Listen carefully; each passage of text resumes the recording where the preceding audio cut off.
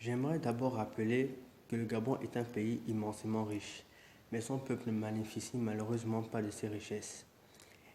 Pour preuve, regardez nos conditions de vie. Et il y a aussi le fait que les choix politiques du peuple ne sont jamais respectés. Simple exemple, regardez les rencontres démocratiques ratées de 1993 à 2016. Alors pour répondre à votre question, pourquoi l'opération Lumumba? Le Congolais Patrice Emery Lumumba s'est battu farouchement, sans compromission aucune, pour la souveraineté nationale et pour l'indépendance intégrale de son pays. J'en fais mon héritage et c'est aussi mon combat. Le but de cette opération était de montrer à la France que le Gabon aussi a des enfants, a des fils désormais capables de se battre pour leur nation et pour obtenir la souveraineté nationale et l'indépendance véritable.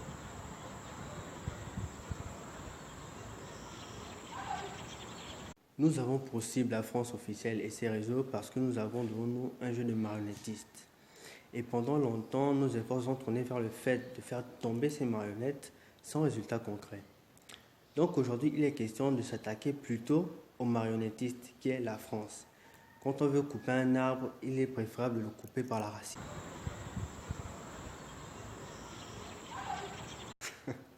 Écoute Sophie, mon message étant destiné à la France, je n'avais pas meilleur endroit pour me faire entendre. Surtout que je l'ai fait à 2 jours de la fête de leur révolution. Je le referai. Je suis un homme de conviction, c'est ma nature. Avec tout ce que nous vivons aujourd'hui, nous ne devons plus avoir peur des représailles. Désormais, les dirigeants français doivent savoir que le Gabon aussi a des fils courageux et déterminés, comme Thomas Sankara, Patrice Lumumba, Nathalie Young, Kémy Séba. Nous avons commencé l'opération Lumumba avec certains et je sais que d'autres nous rejoindront.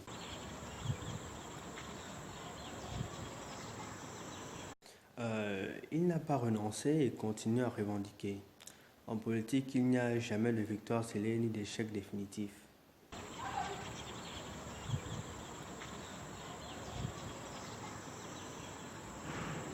Oui, nous sommes sous le même toit, pour ne pas dire dans la même cellule.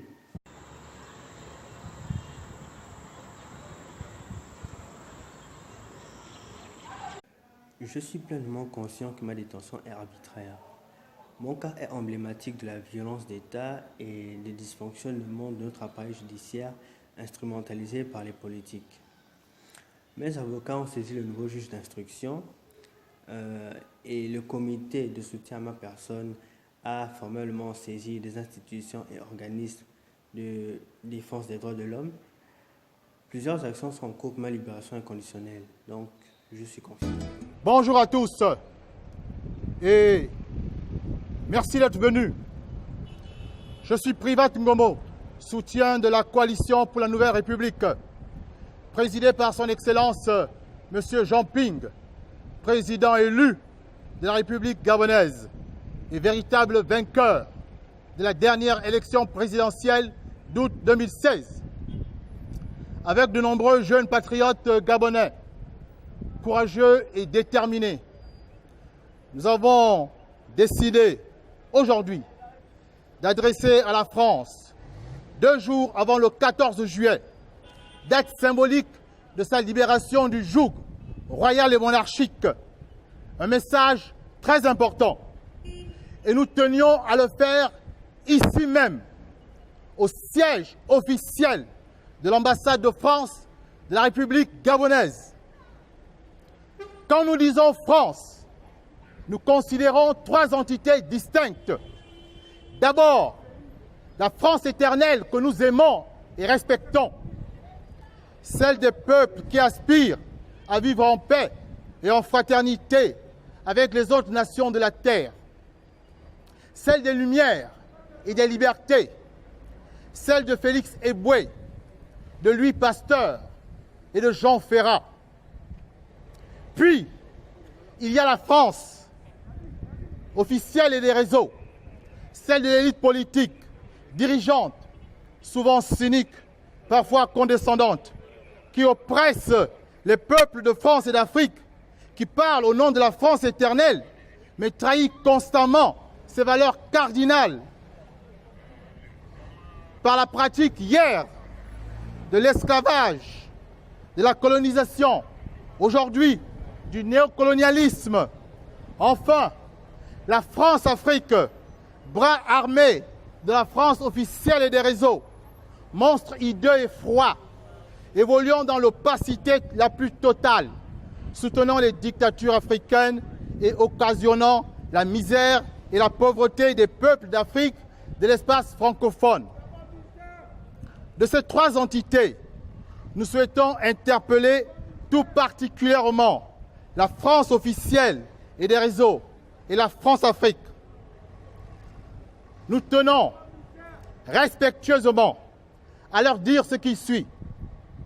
On ne peut, à la face du monde tout entier, se proclamer la patrie des Lumières, des droits de l'homme, de la démocratie, de l'état de droit, et dans le même temps, mener secrètement une politique extérieure de confiscation de la souveraineté des peuples de l'Afrique, de l'espace francophone, en vue d'exploiter à leur détriment les richesses naturelles et les matières premières de leur sous-sol.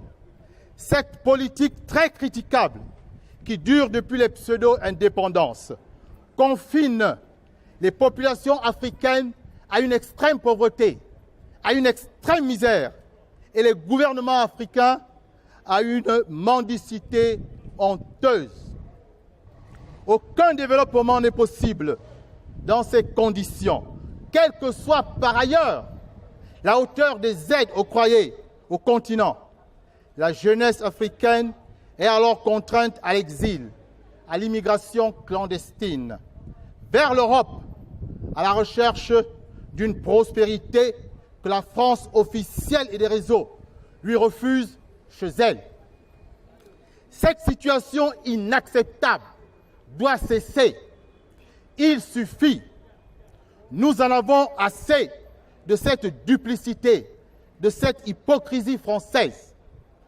Concernant notre pays, le Gabon, une nouvelle génération est là, décomplexée, compétente, consciente et agissante. Elle entend désormais, comme nous le faisons présentement, dénoncer systématiquement l'ingérence française dans les affaires intérieures de notre pays. Et il en sera désormais ainsi. Ce sera fait également dans les autres États de l'Afrique francophone, car cette génération décomplexée est désormais présente partout en Afrique. Et en cela, nous nous inscrivons tous dans la continuité de la lutte menée par Patrice Lumumba, Barthélemy Bonganda, Ruben Oumniobé, Thomas Sankara et Kémy Séba, pour ne citer que ces 5 valeureux leaders panafricains. Nous disons à la France officielle et des réseaux que la démocratie n'est pas un luxe pour l'Afrique, c'est une nécessité impérieuse pour toutes les nations du monde. Pourquoi donc cette France refuse-t-elle obstinément, depuis maintenant 3 ans, de reconnaître la victoire incontestable de M. Jean Ping et de respecter le libre choix démocratique et souverain du peuple gabonais? Pourquoi n'est-elle pas fidèle à ses idéaux démocratiques de liberté, d'égalité, de fraternité qu'elle va célébrer ce 14 juillet prochain? Pourquoi préfère-t-elle procéder à un scénario de confiscation et de succession du pouvoir au Gabon afin de mettre, le moment venu, un homme à sa solde au sommet de l'État, comme ce fut le cas en 1967 et en 2009? Le peuple gabonais n'est pas dupe de la machination grotesque en cours qui vise à perpétuer à la tête du Gabon le système Bongo PDG, simple nervi de la France officielle et des réseaux. Cette option irréfléchie, aveugle et à contre-courant de la marche de l'histoire conduit inexorablement le Gabon, notre pays, vers un chaos indescriptible que personne ne souhaite. L'unique voie politique de résolution à la crise aiguë qui secoue dramatiquement le Gabon aujourd'hui est le simple respect de la souveraineté du peuple gabonais exprimé le 27 août 2016. Toutefois, nous ne nous contentons pas seulement de dénoncer, nous entendons être également une force de proposition. La jeunesse africaine représente plus de 60% de la population du continent et 50% ont moins de 18 ans. Elle constitue, à n'en point douter, une véritable bombe démographique et sera la plus importante du monde entier d'ici 2050. Elle est imaginative, cette génération, inventive, et si elle ne trouve pas en Afrique, précisément francophone, les conditions de son épanouissement, alors elle ira les chercher en Europe. La France officielle et les réseaux seraient bien inspirés de comprendre qu'elle a dorénavant un nouvel interlocuteur générationnel avec lequel elle gagnerait à reconcevoir de nouveaux rapports plus satisfaisants pour les deux parties. C'est une exigence cruciale, nous semble-t-il, de ce millénaire commençant.